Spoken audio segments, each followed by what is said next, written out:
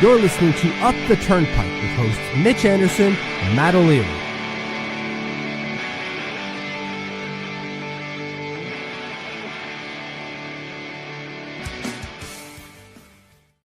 I want to apologize in advance for some of the language you might hear on this episode. Usually we try to keep it relatively calm, cool, and collected, but holy shit, what is going on? I am Matt O'Leary, joined by Mitch Anderson after the New York Islanders lose at home to the Rangers 9-2.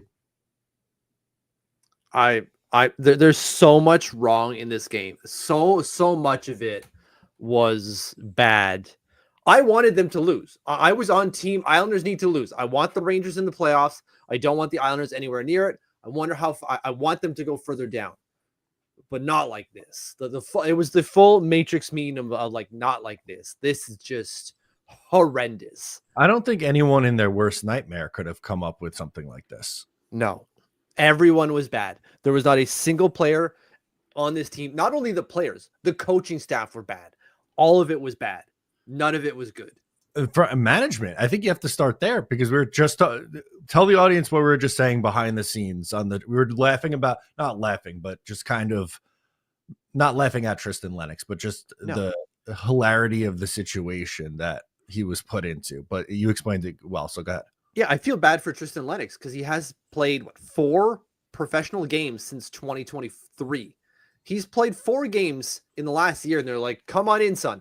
And of course, they don't expect him to actually play, but you call him up because you think he might actually play, or you could use him if you need him. Why? And you put him in this situation. And the goal he gives up was horrendous. Doesn't get into the full butterfly, which is the worst thing you could possibly do if your head coach is Patrick Roy. But still, they put him in the worst possible situation, and they expected something out of him. The organization has to have people ready and able to perform when they call them up, and they failed Tristan Lennox massively, just as they did with William Dufault. I am livid for Tristan Lennox right now. The goal he gave up, awful, but they should not have put him in this position at all. And then you pull him afterwards. I've never seen, I don't know if you've seen this. Maybe people in the chats have seen this. I've never seen a goalie go back in after getting pulled when it wasn't injury related. I've never seen this. That was awful. They just killed that kid. So I think we gotta see what Patrick Roy says after this game. Hopefully we get some comments before logging off tonight in this episode. But keep us posted in the comments. I'll keep looking, guys. Yeah, I'll keep the same thing. I'll keep Twitter, up and refreshing as we go here. I mean, 9 goals, 11 if you count the Islanders too. We're not going to do the normal go through and show every goal and break down how each goal happened. We'd be here forever. But let's just start with the first period, Mitch, and go through and take a look, because the Islanders found themselves down 4-0 after period number 1. Mika Zibanejad scores pretty early into the game at 3:17.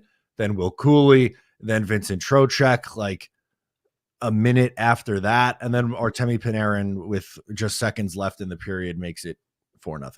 Yeah, after the Trocheck goal, I said to myself anyways, because there's only me here in the basement going, we're in trouble. We are very much in trouble. And at that point, it's only 3-0. We saw Vancouver score 3 goals in a minute just 2 days ago. But it was so bad. And like the goals that they scored, again, we're not going to go through all of them. We'll rarely go through any of them. We're just embarrassing. There is nothing much to them at all. Awful. Hogberg was horrendous today. Hogberg was, and we talked about the Lennox goal that he gave up. That obviously wasn't very good either, but there were some real stinkers that went through. And does that make you feel like any better about Ilya Sorokin? Be like, hey, like at least they're in games with Ilya Sorokin. I know he hasn't had like the statistical like best season this year. I don't think he's as bad as what he was a year ago. But I mean, my goodness, they go from Ilya Sorokin to 2 guys today that look like they have like don't belong anywhere near NHL ice. Yeah, I know. And I would not. I don't think that Richard is the only person here who gave up early and started watching the Frozen Four. Good for you, man. Unfortunately, at least the game was going. Western Michigan against Denver was going late because it went to double overtime. But Cole Eiserman, they just started. I've got it on the TV right now. They're up 10-5 in shots, so we couldn't watch our own guy when this was happening. But I'm sure when we go down 4-0 the first period against the Rangers, people tuned out. I can't believe I watched every second of this game. What an absolute sicko we are, Mitch. That's what we're here for, man. We're here for to be the sickos. If you didn't watch it, come on in, enjoy the fun, pile in. Absolutely. Who cares, man? No one's going to shit on you if you didn't actually watch the full game. It doesn't matter, man. No, I was show. I was reading tweets from people like season ticket holders leaving after the second period and be like, the team didn't show up today. I just didn't feel like I wanted to bother. And they score 4 goals in the third period. I know we're jumping way ahead and we'll kind of go through and talk about these things, but this is pathetic. This is a new level of pathetic, Mitch. Like we knew this team wasn't any good for most of this year. And there was the facade of, oh, maybe they're hanging around the playoff picture. And then they had that 2 hot streaks during the year or whatever.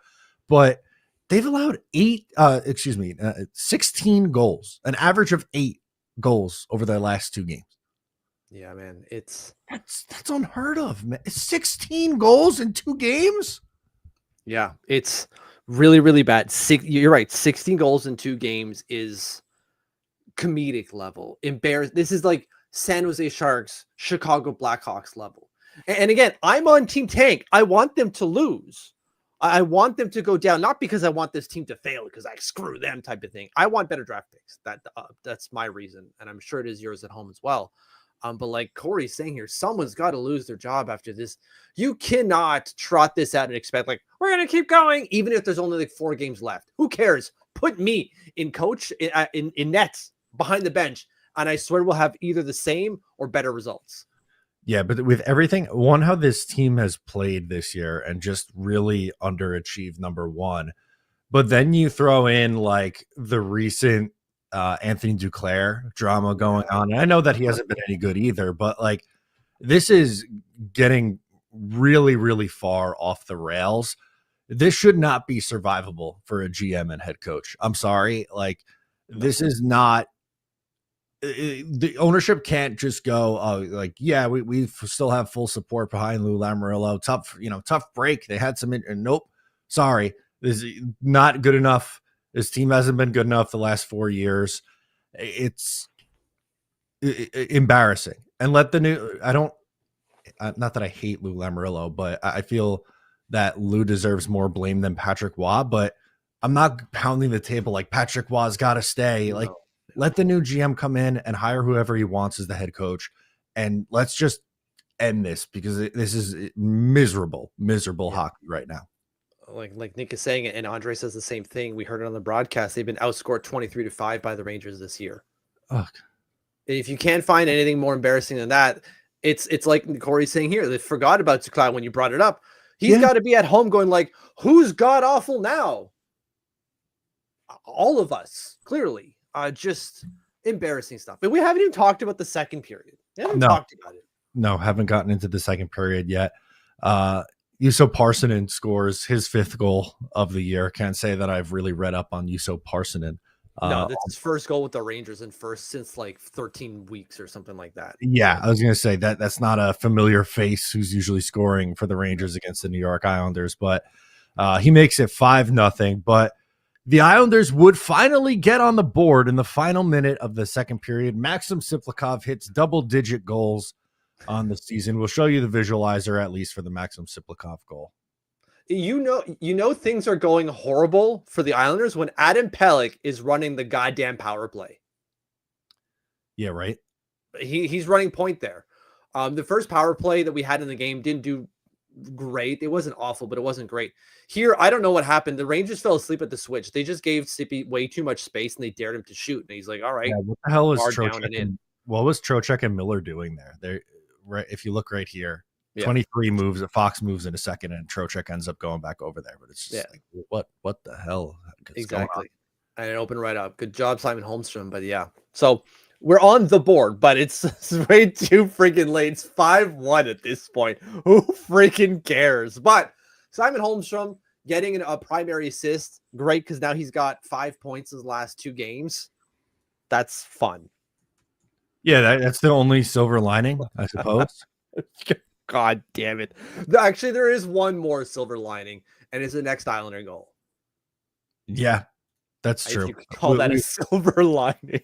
We'll get to that momentarily, but down 5-1 after 2. Mitch, they had 20 shots. Islanders had 20 shots in the second period. Yeah, there's someone who says that in the comments here. I don't want to hear from Patty's. Yeah, it's from Jake. I do not think. No, that's not the one. It was Jake saying it, talking about Patty. Here it is. I better not hear Ahua talk about the shot numbers in the post game, because they get 46 on the game. They were the better team in terms of on paper, but the game ain't played on paper. They were great on paper, but in practice, it was so horrendous, so awful. But they did some good things. That's clear. It's just, it was not anywhere near good enough. No, clearly not. So let's get to the third period, Mitch. And there's a segment that I wanted to play after. We'll get to it, but Okay. We mentioned Tristan Lennox. Thomas Hickey had some pretty candid thoughts in the post game on that situation. So I want to play that when we get to that part, but we have a couple things to get to before Tristan Lennox. Right. Brett Berard scores to make it 6-1. And then Hudson Fasching finally has broken through and scored a goal this season. I didn't think he was going to score that goal. Not only did I not think he was going to score a goal at all this year, because I said it loudly, but even when this puck is coming to him, his stick is way up there. And I'm like, there's no way. He's going 150% power, 0% accuracy on this. There's no way he actually scores. Of course he did. He did, thankfully. A perfect bounce right to him, and Shesterkin wasn't able to slide back to the side in time. Yeah. But as you said, I thought that was going to be one of those like 100-mile-an-hour shots off the glass that bounces way the other way. Ryan Pulock special. Yeah. Hudson Fasching, by the way, first goal. He's played 39 games this year. Yeah.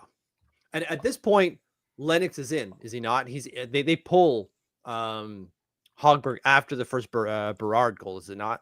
Yes, that is correct. So after the first Berard goal, Tristan Lennox comes in, but then he gives up a pretty miserable goal to Berard for his second of the game. It's not going to really do it justice on the visualizer, but figured we'd pull it up here.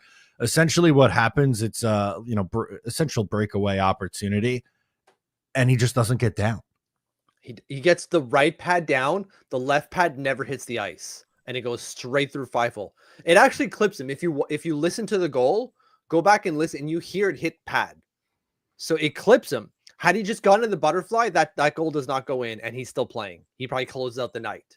Yeah, probably. But he lets this goal in, and it's objectively bad. Horrible. And then he's pulled.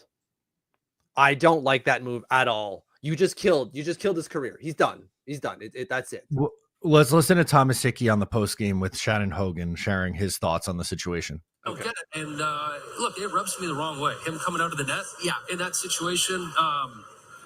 I really feel for him. That might be the only chance he gets to play in the NHL. And it wasn't Marcus Hogberg's night, right? That was evident, and that's fine. That's okay. I hope we hear from Patrick Waugh why he pulled him, because to me, that makes no sense. I mean, the poor kid, he faced 2 shots. He let in one. Well, it could have been an easier shot to face, and I know it wasn't a good goal, but why take him out there? I don't get that. It's sort of embarrassing to the young guy. We've talked about the injuries and how he's battled and fought through, and then he gets his opportunity. Yeah. That doesn't sit with me the right way at all. I don't get that. It was. Any lies detected? No, he was pissed when he heard it, when it happened. You can hear it on the broadcast. He was saying the same thing live right off the ice, going, I don't understand. It's not like they're losing 3-2 or something like that. Yeah. They were losing. It was 6-1. Yeah. Sorry. It was 6-2. After that goal, then 7-2, right? Yeah. We were down 4 goals. Who friggin' cares? Why did you put this kid in anyways? And then you put in Marcus Hogberg, who's awful. He was horrendous even after that. Dude, I mean, my God, the 2 goals that he gave up after that.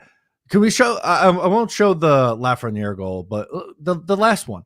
The visual, of course, the visualizer is not there for it. But Artemi Panarin just shoots from behind the net, and it goes in because his skate's not lined up against the post.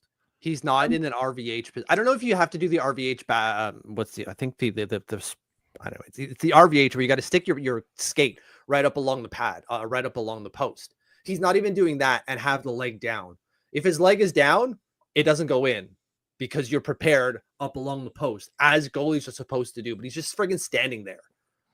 Dude, and look, I'm not saying the reason the Islanders lost 9-2 was because of the goalies tonight. Like clearly there are other things in this game that went catastrophically wrong for this team. You don't lose 9-2, and it's just only on the goalies. But holy shit, man, the play-in, this was some of the worst goalie play that I've ever seen watching the Islanders. It was horrible. I popped this up because I thought it was apropos with our talk about Lennox, and I were talking about goalies. Roy literally demanded a trade for less, right? He was in the nets for a 9-2 game, right? According to Alice, lost all respect for him after hearing about this. What a D-bag.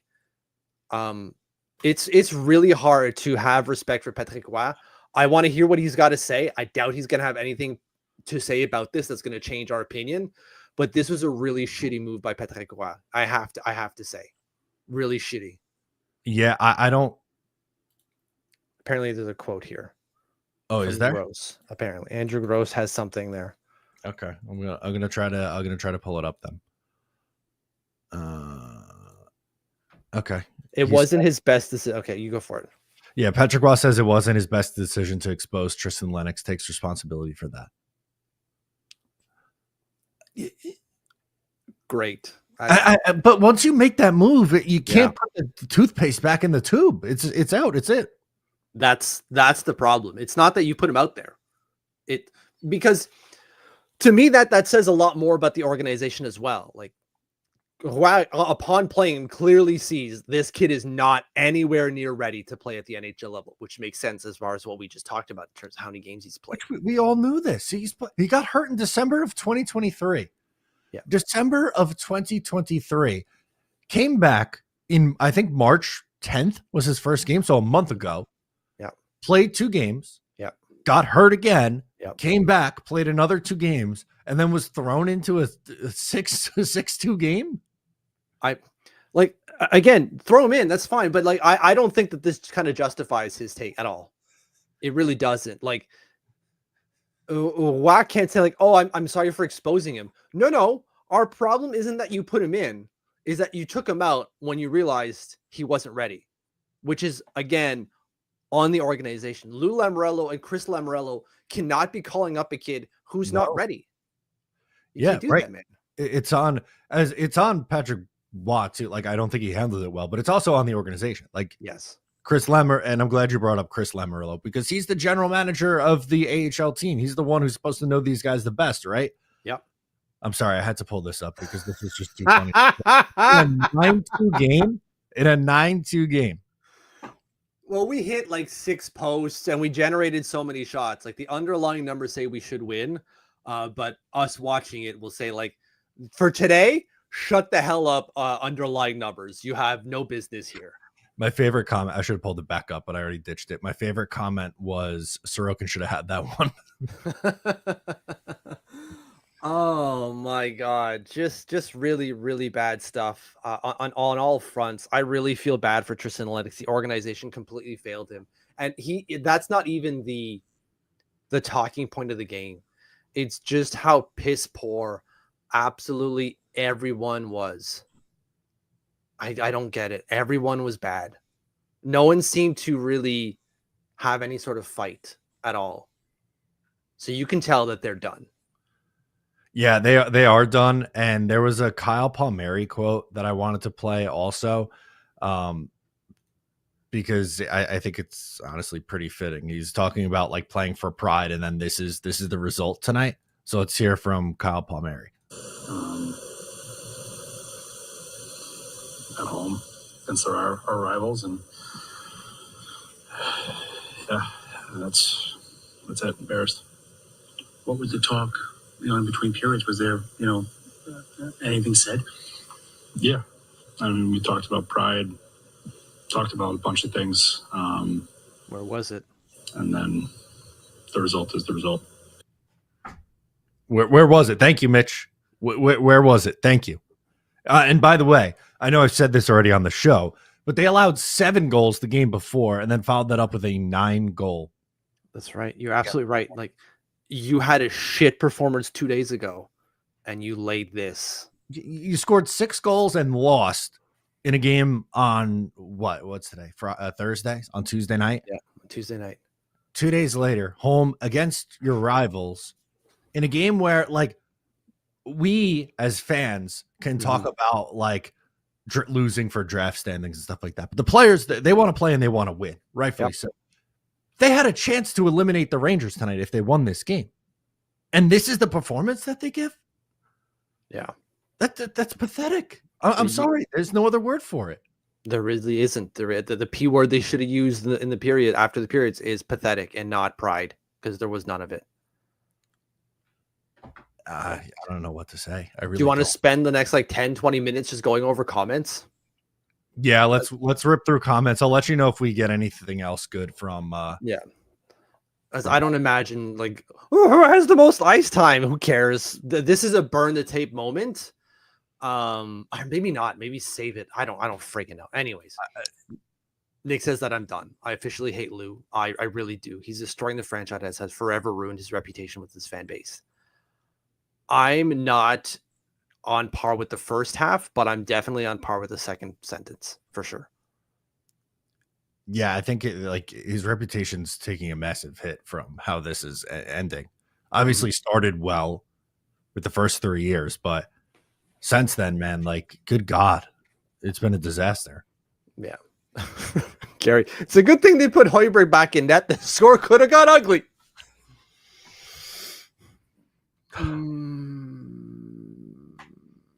I don't know what else to add. Thank you. Yeah. Thank you, Gary. Hockey Life. I'm still willing to give Wild one more season, but you have to, all caps, as you all see, to find a backup goalie in the offseason now 100%. If the new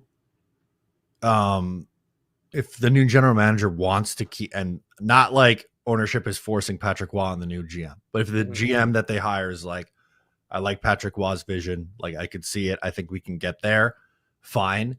But I'm not, like I said at the top of the show, I'm not pounding the table saying you absolutely have to bring Patrick Waugh back. Yeah. I don't know. Yeah. Alon here is saying to fire him. He's down for firing Waugh. He's also asking, wasn't Lennox supposed to be a good prospect coming out of the draft? He was fine. Even watching him, he had some good highlight reel saves because he played for a really shit Saginaw team. Made some good saves on that, but he's not what you would call a Sorokin-esque goalie. He might turn out to be one, though. Like, goalies are voodoo. So coming out of the draft, who knows?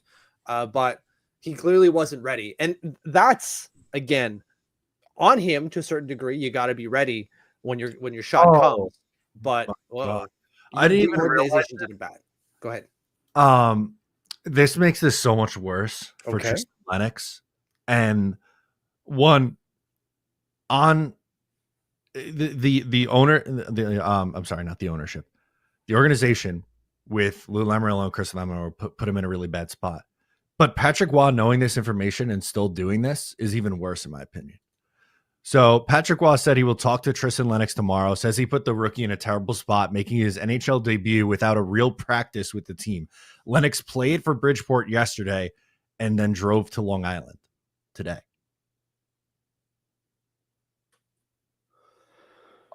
I mean, when the chance comes, again, on the organization, if he played yesterday and has only played 4 games in 2 years, you have Henrik Tikkanen right there. I understand you don't have Skarek because he's ill. Fine. Henrik Tikkanen is signed to an NHL contract. Friggin' call him up. He could just go in the butterfly all day long and cover the bottom of the net. He's 6'7", all right? But he's Rempe with pillows on his legs. I mean, he's not good. He's not putting up good numbers, I should say, at the AHL level. 401 goals against average is what I saw just earlier today. But you have a guy who's rested at the very least. What are we doing? Right, but like, not that it's a crazy far drive. And it's like, oh, what are you driving? An hour and a half, 2 hours. But like, it's the principle of not even practicing with the team and then getting thrown in the game for his debut. It would be a little different if it's a veteran, like a few years ago with Corey Schneider. Guy played 1 million games in the NHL. Yeah. If that was him in that situation, not ideal. We would have liked to get him a practice, obviously, but at least he's played in the league, has half an idea of what's going to happen. Yeah. Lennox made his debut tonight in this situation. I feel horrible for him. I really do. I do.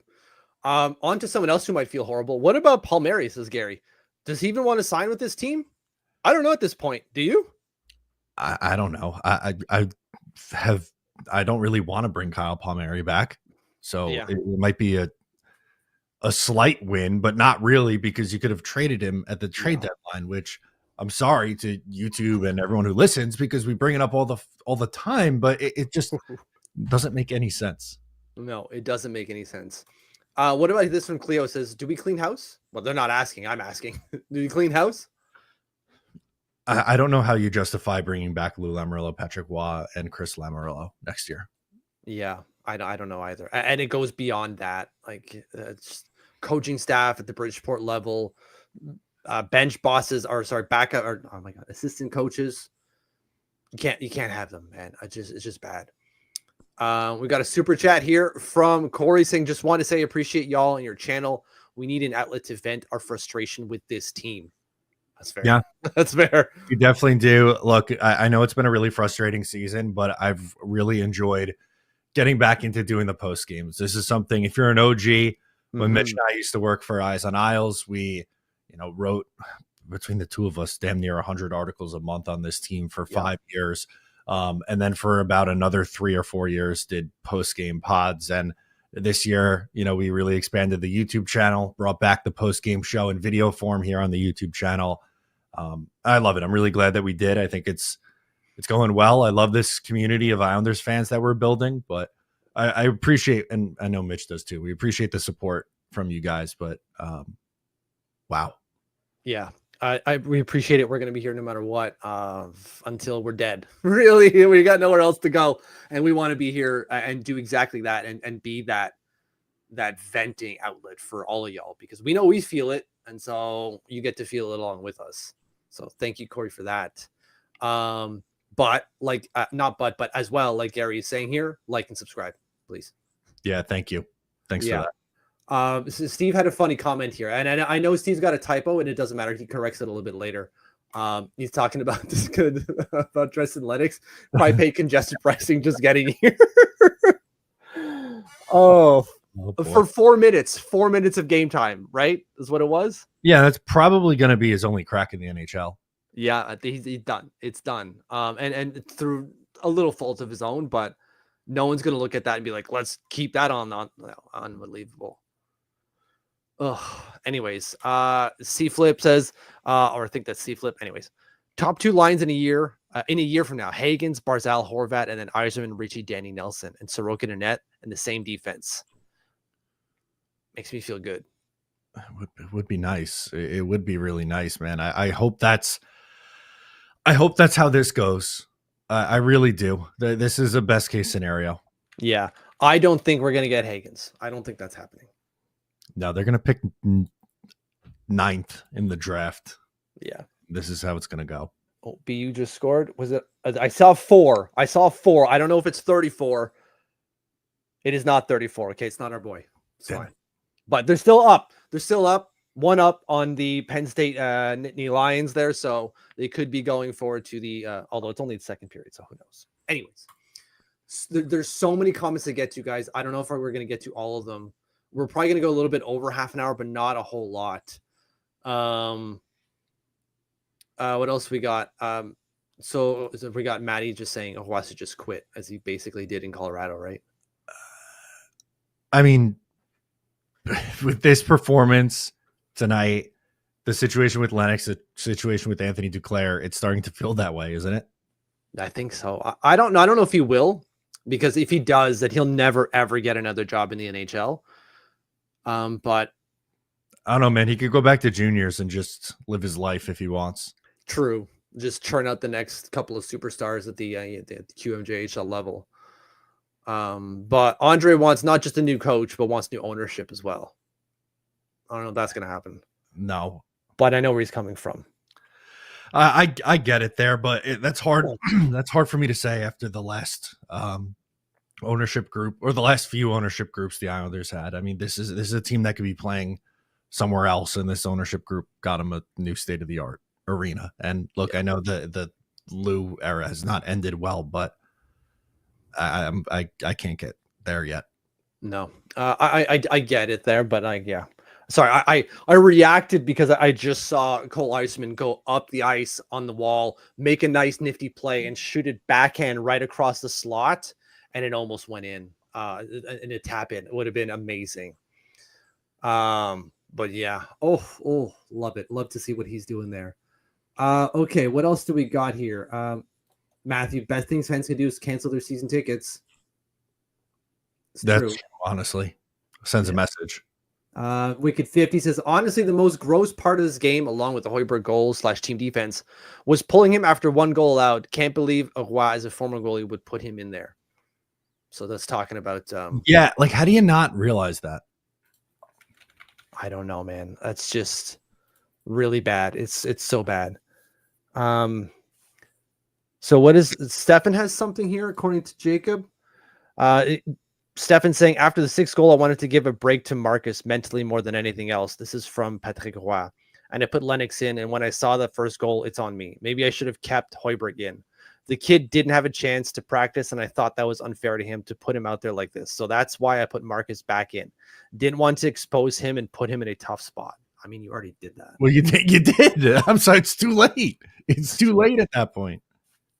Like, just let the kid sink or swim, man. Just let him. And it doesn't matter. From Danny saying, I'm done with this effing team. No balls, no heart, no talent. Definitely no balls or no heart tonight. That was definitely clear tonight. Yep, and not nearly enough talent. Yeah. Just not okay, man.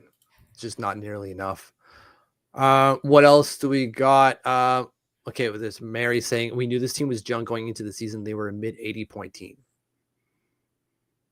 I mean, there's potential on this team. There's still potential. We still have good pieces. It's just they finished with 93 last year. I thought they'd be a little bit better than that this year.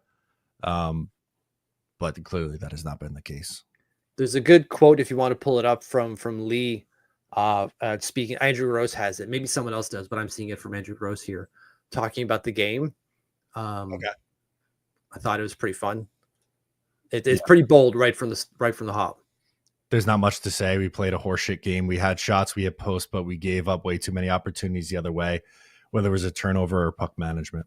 Yeah, absolutely. I'm glad to see him say we played a horseshit game. Like, you don't hear that enough from him as the captain. No. Yeah. Mike is saying the next few games they should put in young talent and just have them learn. Yes, but they won't. That's true. They won't, but I don't disagree with the thought from Mike. No, I agree. What about this from Chad? Do you disagree with this? Do you strip Lee of the C? No. No, I don't. That's not me saying that I think he deserves to have the C going forward. I just think that he's not done enough to lose it, like to have it stripped. Like Lee's fault. No, but going into next year, maybe we have a rethink, kind of like what the Toronto Maple Leafs did. We're like, we're not going where we want to go. Let's have a change of leadership here as well. I'd be okay with that. Fair. And then I guess Bo gets it. So hockey's asking, like, who I would take it? I would say Horvat. Yeah, exactly. Lee's only got one more year left anyway. So yeah, he's got another deal. After think so. No, so I think you give it to Horvat after next season. Yeah. Okay, so final one here from Crimbus says, I hear all those rumors about Lou making big changes to the team next season, but I just don't see a route to them being the next Capitals in a single offseason. I don't see it either. I have a hard time. I really do. I can't wait to see what his changes are or what he means by changes, but I have a really hard time seeing how they're going to be like, we're going to go in free agency and turn this around, and we're going to make these big swings. And even then, not all those moves they made, like Mangiapane has not been a good fit for the Capitals. So, and he shouldn't be the one making the choices for this team. Yeah, exactly. So we'll see, man. We'll see going forward how this thing pulls through, or what this team does over the next couple of games. There, they've only got 4 left in the season. Just not going to be. There's not a lot of time to do a whole lot, or to see anything. I don't think they're going to be like, let's call up Jeffries and so on and so forth. That's not happening. No, not that I don't want it to, but yeah. Anyway. Yay. Guys, there were a lot of you guys hanging out with us. We appreciate you. If you're new, make sure to subscribe to the channel. We got daily content over here. Like the video, subscribe, sign up to the Patreon for bonus content. You get 2 podcasts a week and a Discord channel of Islanders fans that was going nuts during this game, which was entertaining. That was the best part of the game. Yeah, that was the best part. We got the Islanders vis-a-vis the S&P 500. Just in the red. Not great. Anyway, guys, thank you for tuning in. I'm Matt. He's Mitch, and we'll catch you next time.